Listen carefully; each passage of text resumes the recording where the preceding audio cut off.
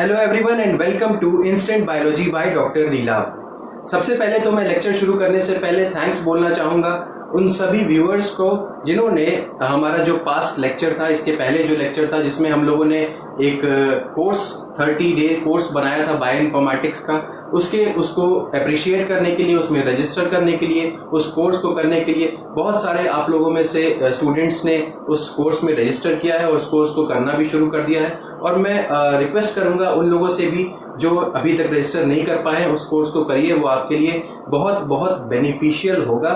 जो आप biotechnology background के हैं, वो भी बीएससी हो, चाहे एमएससी हो, चाहे बीटेक हो, आपको बायोइन्फॉर्मेटिक्स के बेसिक्स का आइडिया होना चाहिए अगर आप आगे चल करके रिसर्च परस्यू करना चाहते हैं। तो मैं एक बार फिर कहूंगा कि उस कोर्स पे रजिस्टर होइए। वो कोर्स बहुत ही स्मॉल अमाउंट पे है और आप उसको कर सकते हैं। 30 डेज का है, रिकॉर्डेड वीडियोस है, लाइव नहीं आना है आपको, रिकॉर्डेड वीडियोस आप आसानी से देख सकते हैं। और अगेन थैंक्स जिन लोगों ने उसके लिए रजिस्टर किया है, बहुत अच्छा एक रिस्पॉन्स हमें उसके लिए मिला। तो चलिए आज बात करते हैं क्रिटिकल डाइल्यूशन रेट के बारे में। ये अगेन बायो प्रोसेस इंजीनियरिंग का लेक्चर सीरीज का एक लेक्चर है। मुझसे बहुत स्टूडेंट्स ने रिक्वेस्ट किया क्रिटिकल डाइल्यूशन रेट के ऊपर, क्योंकि क्वेश्चंस बहुत सारे आते हैं, न्यूमेरिकल्स बहुत सारे आते हैं। लास्ट टाइम भी मैंने जो न्यूमेरिकल सेशन करवाया था उसमें भी एक आधा न्यूमेरिकल इस पे बेस्ड था। तो कई स्टूडेंट्स ने रिक्वेस्ट किया इसको बताने के लिए, तो मैं इसके लिए एक अलग लेक्चर लेकर के आया हूँ। तो चलिए बिना देर किए हुए देखते हैं कि क्रिटिकल डाइल्यूशन रेट होता क्या है। देखिए लास्ट जो हम लोगों ने बायो प्रोसेस इंजीनियरिंग में मोनोड्स इक्वेशन देखी थी, और वहां पर भी हम लोगों ने ये जरूर बात कर ली थी कि कीमोस्टैट में कंडीशन क्या होती है। अगर आपने कीमोस्टैट और टर्बिडोस्टैट वाला लेक्चर मेरा नहीं देखा है, या आपने जो हमने मोनोड्स इक्वेशन जहां पे डिराइव की थी वो लेक्चर नहीं देखा है, तो मैं रिक्वेस्ट करूंगा कि वो लेक्चर पहले देख लीजिए, उससे आपको ये कॉन्सेप्ट जो है वो क्लियर हो जाएगा। तो यहीं से हम लोग शुरू कर रहे हैं कि देखिए dx by dt is equals to mu X minus dx। भाई इसको अगर हम सीधे सपाट शब्दों में समझने की कोशिश करें तो ये क्या है, rate of change of biomass. dx by dt क्या होता है, rate of change of biomass. यहाँ पे x क्या है, बायोमास है, dt यूज कर रहे हैं, तो इसका मतलब क्या हुआ, ये बायोमास का चेंज है। किसके रेस्पेक्ट में, टाइम के रेस्पेक्ट में। तो rate of change of biomass कहां पे, एक कीमोस्टैट के अंदर।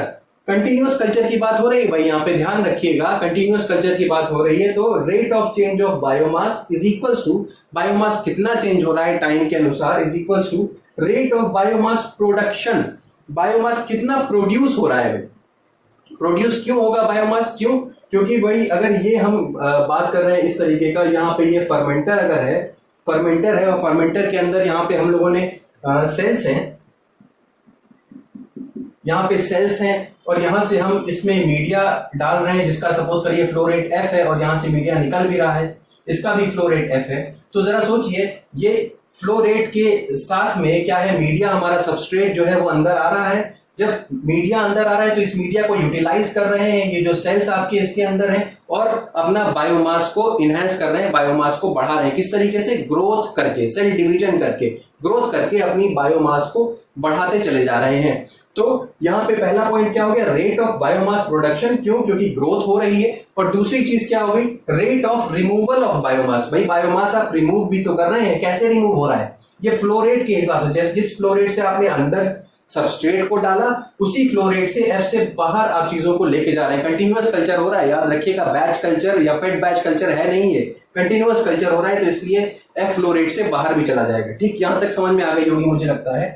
तो अब minus rate of removal of biomass, यही तो है, जितना प्रोड्यूस हुआ उसमें से हमने माइनस कर दिया किस चीज को, रेट ऑफ रिमूवल। जितना प्रोड्यूस हुआ उससे रिमूव जितना हुआ उसको माइनस कर दिया, वही क्या होगा, rate of change of biomass. कितना बायोमास चेंज हो रहा है, इसी से कैलकुलेट हो जाएगा। तो यही चीज इसको यहाँ पे ये इक्वेशन फॉर्म में dx by dt is equals to mu X minus dx लिखी हुई है। ठीक, अब जरा यहाँ पे चीजें को देख लेते हैं, ये क्या क्या चीजें हैं। अगर आपने dx by dt तो rate of change of biomass हो गया, म्यू यहाँ पे क्या है, म्यू स्पेसिफिक ग्रोथ रेट है, x क्या है, अगेन बायोमास है, और d यहाँ पे क्या है, डाइल्यूशन रेट है, d, और यहाँ पे x अगेन बायोमास है। म्यू क्या है, स्पेसिफिक ग्रोथ रेट है, किस ग्रोथ से, किस रेट से ग्रोथ हो रही है। भाई जिस रेट से ग्रोथ होगी उसी रेट से तो बायोमास प्रोड्यूस होगा, इसीलिए म्यू एक्स है। dx क्या है, d यहाँ पे क्या है, डाइल्यूशन रेट। डाइल्यूशन मतलब फ्लो रेट, किस रेट से मीडिया अंदर आ रहा है, किस रेट से मीडिया बाहर जा रहा है। तो dx हो गया, d मतलब डाइल्यूशन रेट और x क्या हो गया आपका अगेन जो बायोमास है। बात समझ में आ गई होगी। चलिए अब स्टेडी स्टेट के अंदर मतलब जो स्टेडी स्टेट होती है, जब स्टेडी स्टेट होती है तो उसमें क्या हो रहा है आपको पता होगा, rate of change of biomass होता है वो 0 के बराबर होता है स्टेडी स्टेट में। स्टेडी स्टेट में क्या होता है, जब भी कोई चीज बिल्कुल एक इक्विलिब्रियम में होती है, जब भी कोई चीज में जो चेंजेस हो रहे होते हैं वो नहीं है, तो उसको हम स्टेडी स्टेट बोलते हैं। तो यहाँ पे जब चेंज ऑफ बायोमास कुछ भी नहीं है तो dx by dt is equal to 0 हो जाता है। ठीक, तो ये स्टेडी स्टेट का कॉन्सेप्ट है, dx by dt is equal to 0। अगर dx by dt ये टर्म आपका, ये पूरा का पूरा टर्म अगर आपका 0 हो जा रहा है तो ये क्या हो जाएगा, म्यू एक्स या mu X minus D X is equal to 0 हो जाएगा। तो mu X is equal to D X आप यहाँ पे लिख सकते हैं। तो वही चीज मैंने यहाँ पे लिख दी, mu X is equal to D X. अब जरा देखिए, और mu is equal to D, यानी कि म्यू क्या हो गया, जो आपका ग्रोथ रेट है वो बराबर किसके हो गया, डी के, डाइल्यूशन के। ठीक, mu is equal to D. इतनी चीज क्लियर हो गई। अब जरा इसमें हम लोग अलग अलग केसेस के फॉर्म में इसको पढ़ें तो ज्यादा अच्छे से समझ में आएगा। केस 1 को अगर देखते हैं, ये तो स्टेडी स्टेट का कॉन्सेप्ट हो गया कि mu is equal to D, तो स्टेडी स्टेट का कॉन्सेप्ट हो गया। ठीक, अगर मान लीजिए इसमें म्यू को अगर हम समझते हैं कि डी से मान लीजिए कम वैल्यू हो जाती है, फिर से समझने की कोशिश करिएगा। अगर म्यू की वैल्यू डी से कम हो जा रही है, डी क्या हम लोग कह रहे हैं, डाइल्यूशन रेट यानी कि फ्लो रेट। अब सोचिए डाइल्यूशन अगर यहाँ पे ज्यादा है यानी कि फ्लो रेट बहुत ज्यादा है। अब जब फ्लो रेट ज्यादा हो रहा होगा तो उसी फ्लो के साथ क्या होगा, सबस्ट्रेट भी तो अंदर बहुत तेजी से आ रहा होगा। जब सबस्ट्रेट बहुत ज्यादा अंदर आ रहा है और ग्रोथ उस हिसाब से हो नहीं रही है तो क्या होगा भाई, इसी सबस्ट्रेट के हिसाब से ग्रोथ को इंक्रीज करना पड़ेगा। तो क्या होगा, ग्रोथ इंक्रीज हो जाएगी। ग्रोथ जो है यहाँ पे इंक्रीज हो जाएगी, किसकी वजह से, क्योंकि सबस्ट्रेट ज्यादा हो रहा है। जितना ज्यादा सबस्ट्रेट आ रहा है कीमोस्टैट के अंदर उतना ज्यादा यूटिलाइज नहीं हो पा रहा है ग्रोथ में, इसीलिए सेल्स को क्या करना पड़ेगा, अपनी ग्रोथ को इनहेंस करना पड़ेगा, ग्रोथ को इंक्रीज करना पड़ेगा। कब तक, जब तक ये वापस स्टेडी स्टेट में नहीं आ जाता तब तक। Mu is equal to D जब तक नहीं हो जाएगा तब तक ये अपनी ग्रोथ को इनहेंस करते रहेंगे।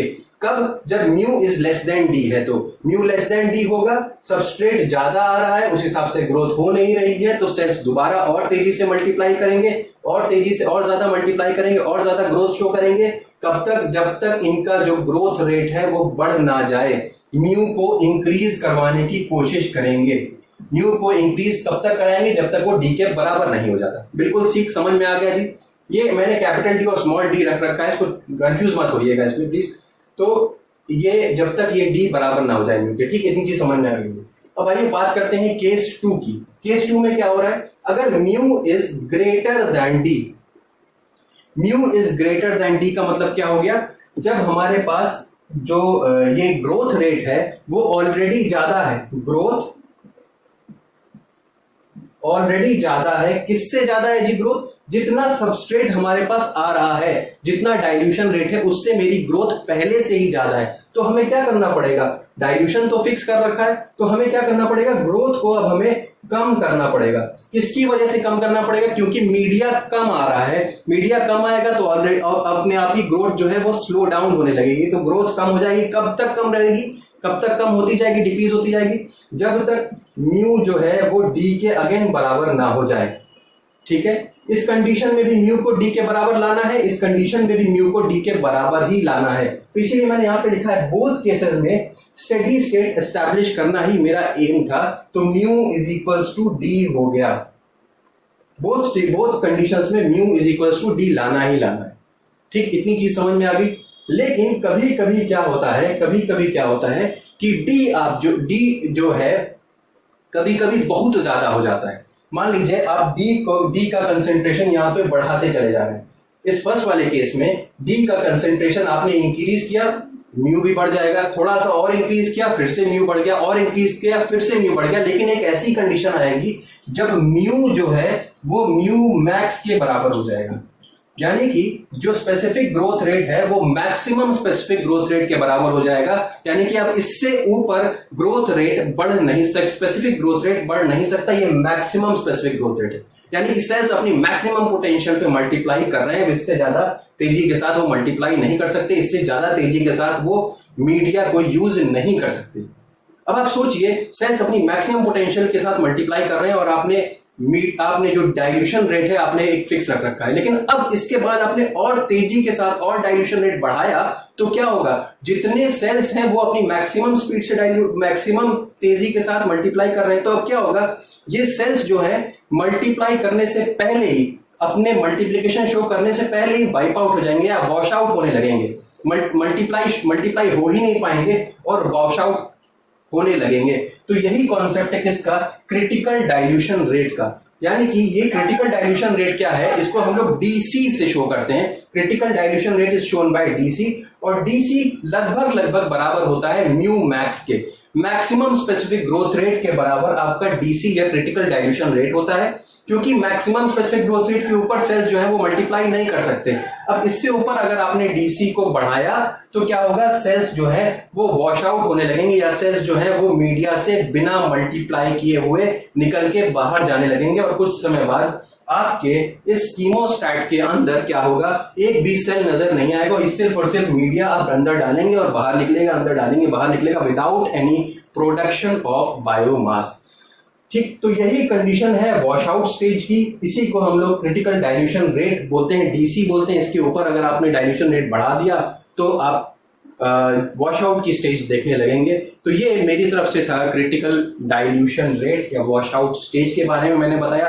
अगर आपको ये लेक्चर पसंद आया हो तो प्लीज इसे लाइक करिए, मेरे चैनल को सब्सक्राइब करिए, हमारे साथ टेलीग्राम ग्रुप पे भी जुड़ सकते हैं अब आप, और वहां पे सारी आपको और जानकारी नए नए कोर्सेज के बारे में मिलती रहेगी। Thank you so much, have a great day.